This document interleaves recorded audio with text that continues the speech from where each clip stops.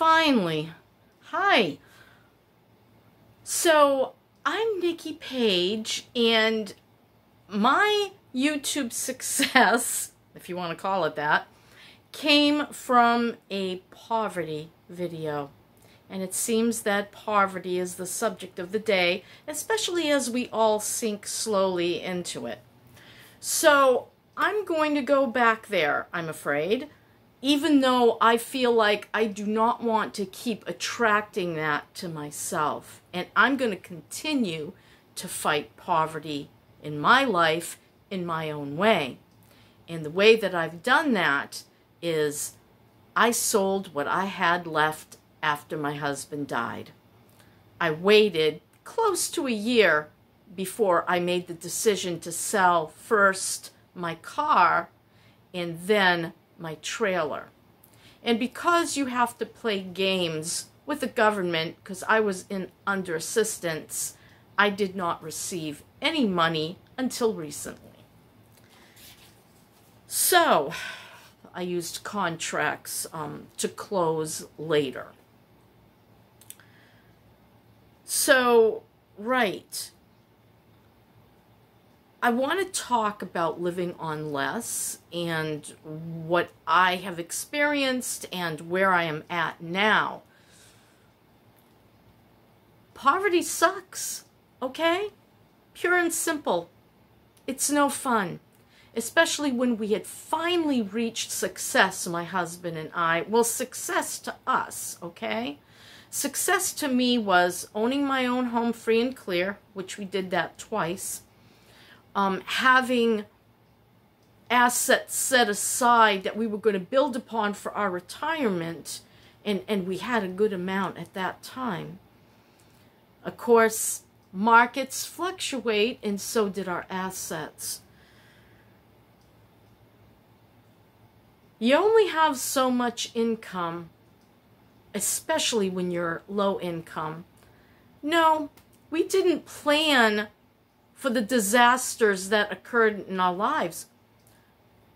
Who would think these things would happen? First, I became disabled and quite ill from 2004 till about 2012, when for some reason I started to recover from my worst ailment, which was fibromyalgia. Of course, I never recovered from my spinal issues because they're degenerative, and I don't think you can grow that back. You sure as heck could try. I think, using certain exercises and supplements and whatnot, who knows? I'm still exploring that area. So you only have so much income, and you can't control prices, and right now we have a runaway economy. Anything goes, and it's much harder to eat, and that's like a big expense. Rent, which I had it good here, but it was taking 55 to 60% of my income to stay here, and my greatest fear was I own the trailer but not the land, and yet if something on that land went, I would be responsible to pay for that. My neighbor had to leave. He owned the trailer, and the electric line from the box to the trailer went. It was an $8,000 fix, and he tried for the longest time to live via using a generator, which died, and he didn't have any more money. And he was going to make an agreement with a friend to fix it, but that fell through. So if your water line goes or your electric line goes, you're screwed. Here's the other thing. Internally, it's all your problem as well. And I had warranties from the Duke Energy electric company here, and but it only goes so far. Up to $1,000, it would fix this, this, and that. The problem is oftentimes it's going to be a lot more than $1,000, and what do you do with that? A lot of suggestions for my channel were made. Well, when you sell your car, you can use that money to fix a trailer you're not going to be able to afford in 2 years. That's a clever idea. So I decided while the prices were high, and I have the intuition that they're not going to stay that way, and already we're seeing the signs of high interest rates and their effect on housing starts. People don't want to buy anything at these high prices with high interest. They don't want to do both. So I feel I sold at a very opportune time. I got the most that I could get for a fixer trailer. I over doubled my money. Of course, not really, because I had put a lot of money in it, so I almost doubled my money after all the other expenses when I moved in here. So the other problem is when you're on any kind of government subsidies, you can only own so much. You can own one car, you can own one residence, and you can own only so much money. So if you're trying to dig your way out of poverty by other means, you're not going to get Medicaid, food stamps. It depends. Work with your local offices if you can reach them. That's a whole nother story down here in Florida. You can't reach anybody. So trying to dig your way out of it and be on subsidies from the government isn't going to work. It's just not going to work. Once you have more than I think you can have $2,500 in cash. You can have a $3,500 burial trust, and that's what you can have. $2,500 can go really fast if you have any sort of emergency. What if you have a car repair? Cars are getting mighty expensive too. They're probably rent is a big problem for expense, and then is food, and then probably is your car. So those are the three top expenses. And trying to juggle that, there are a lot of us out here who can't afford a car. And then the other thing I want to talk about is having to sacrifice and do that which you didn't want to do in the first place. Now, my plan was, because my son did not want to join me in a business that I had proposed to him months ago. He said, no, I'm not going back there.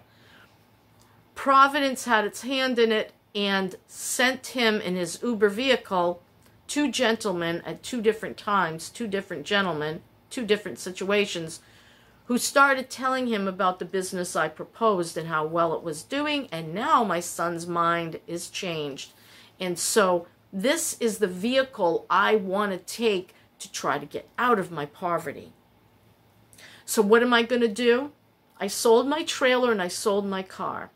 That's going to give me enough money to either A, develop a life on the road, which was my original plan. I was going to get a van, I was going to put a hitch on it, put a U-Haul trailer on it, or buy my own trailer, take my antique wares and go sell them, amass as much money as I could, and then find myself a little camper and try to stealth camp, free camp, whatever. That was going to be my plan for my $883 a month is what I make, $883 a month.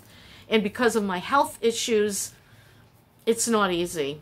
I've been very, very slowly moving, lifting tiny boxes that barely weigh 10 pounds, getting them to storage. I only did that over 2 days, and my back is shot now, and I can't lift.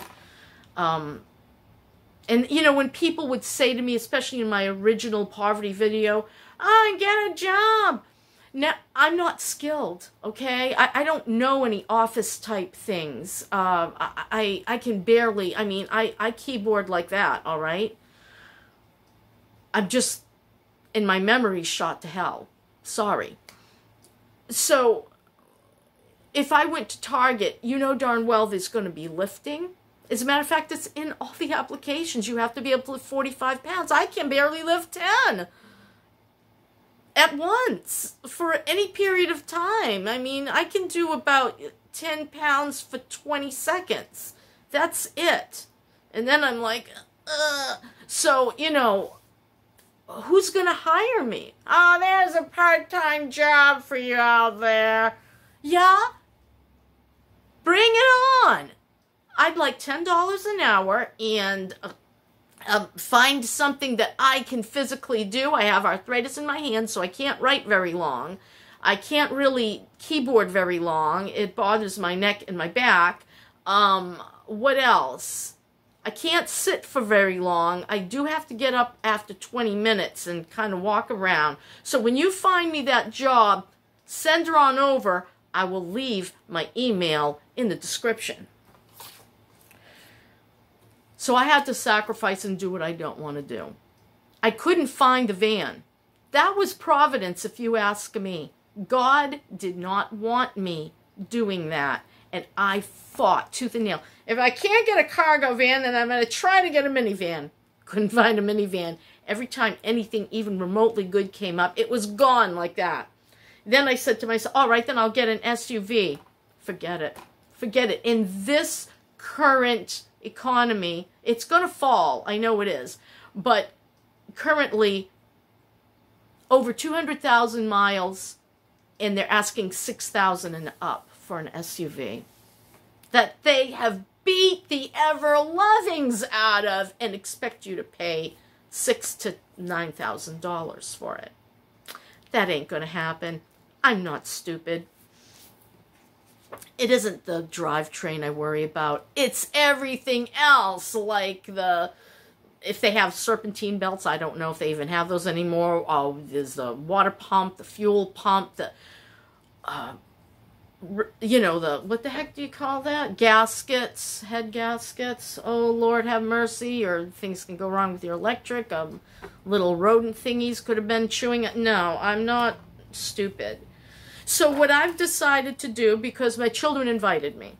If they had not invited me, I probably would be taking a bus to a campground and camping. But they've invited me to come live in their very difficult situation. They are 4 in an actual 2-bedroom, 1-bath, but they transferred the porch into a bedroom for Mike and Maggie. They're married, and Finn is my grandson, and I will be using a tri-fold mattress that I recently purchased in his room. And then I'm going to fold it all up and shove my stuff in the corner so he has his play area when he comes home from school.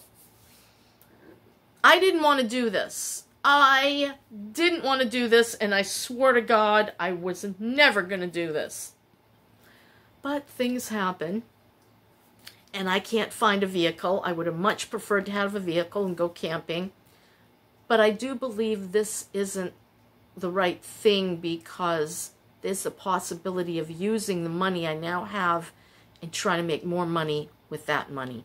And that is my plan to get out of my poverty. You may be in a situation where you just can't get out of poverty. It happens. But what can you do? What do you know how to do? Can you bake?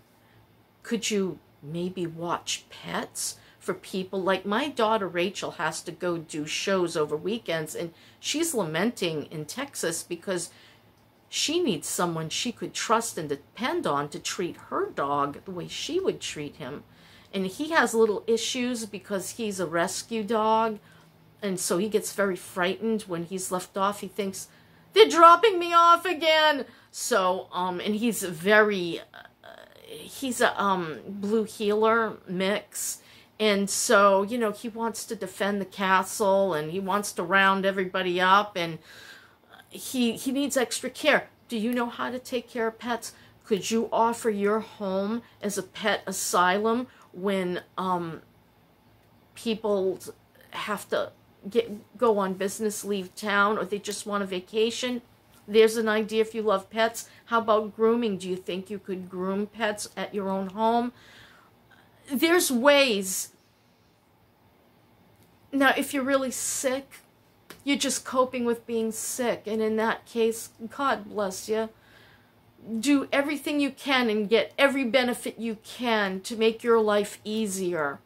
Call your area agency on aging if you're 60 and over. I think they'll even help you in your 50s, though. Leave no stone unturned if you're ill and you just can't get more out of life. Do everything you can to live with what you have. That's all I want to talk about today. I'm transitioning from my channel. If you like this video, please press the little thumbs up. And if you want to subscribe, you're always more than welcome. You're always more than welcome to leave, too, if you don't like it. So, you know, I get it. Sometimes too many subscriptions and it's all messing up your, yeah, I get it. So, that's my story and I'm sticking to it.